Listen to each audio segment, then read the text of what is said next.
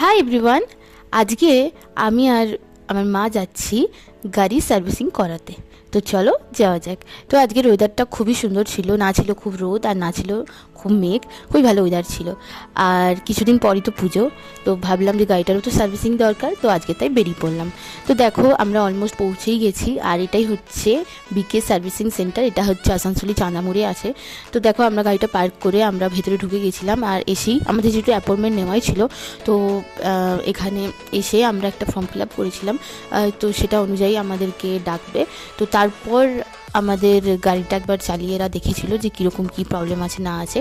তো তারপর আমাদেরকে একটা ফর্মালিটি দিল যে কী কী আমরা সার্ভিসিং করাবো না করাবো, যেগুলো আমরা চাইবো সেগুলো সার্ভিসিং হবে। তো সমস্ত কিছু বলে আমরা ওপরে চলে এসেছিলাম। ওপরে দেখো এটা হচ্ছে একটা waiting room, AC waiting room, আর এখানে খুব ভালো বসার জায়গা আছে, আর এখান থেকে গাড়িটাও দেখা যায়।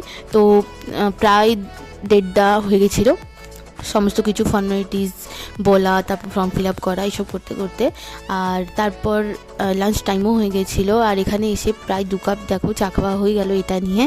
আর তারপর একটু বসে একটু ফোন দেখছিলাম, আর তারপরেই দুপুর 2টো বাজে। তো তখনই আমরা লাঞ্চ করে নিয়েছিলাম। আর এর আগে যতবারই এসেছি তো ততবারই সেরকম খাওয়া দাওয়া হয়ই না, কারণ এখানে আশেপাশে খুব একটা ভালো খাবার দোকান নেই।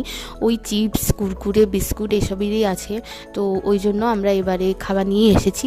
এটা হচ্ছে ভেজ প্যাটিস, আর এটার সাথে হচ্ছে পুদিনার চাটনি, আর এই পুদিনার চাটনিটা আমার ভীষণ ভালো লাগে। যাই হোক, আমাদের লাঞ্চ করার পরও আমাদের প্রায় 3:30 অবধি অপেক্ষা করতে হয়েছিল।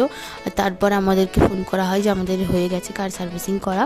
বাট যেই মুহূর্তে আমাদের হয়ে গেল সেই মুহূর্তে আবার বৃষ্টি চলে এলো, তো ওই জন্য আমাদের বেরোতে আরও লেট হয়ে গেছিলো। তো আজকে যেহেতু অফার ছিল, তো তাই আমরা 4 লিটার তেল পেয়েছি। তো ওইখানে একটা কাছেই পেট্রোল পাম্প আছে, সেই পেট্রোল পাম্পেই যাব। তো দেখো বৃষ্টিটা ছেড়ে গেছে, আর আমরা পেট্রোল পাম্প চলে এসেছি। আর দেখো আমাদের তেল ভরানোও হয়ে গেছে। তো চলো তাহলে এবার আমরা বাড়ি যাব।